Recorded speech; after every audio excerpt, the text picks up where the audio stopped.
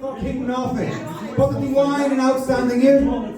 Any protest, silent or peaceful, constructed or violent, idealistic or in the name of love, or an act of violence or causing a resistance like that. For now and always, for collective harmony of paradise and road. Is it society that keeps you busy, or are you following your inner core?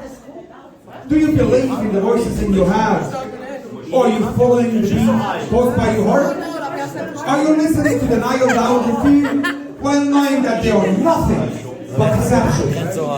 Follow your inner knowledge and be the exception. If you want to change the leave for the countries, if you want to decide yourself, then realize it's fucking possible. If you want to fulfill, then just go for it. As any region is near to you. There's nothing like utopia, illusion, or fucking surrealism. There's nothing but illusion. No, because everything is real. If you want to see something, then just take the blindfold from your heart. Thanks, folks. Pleasure.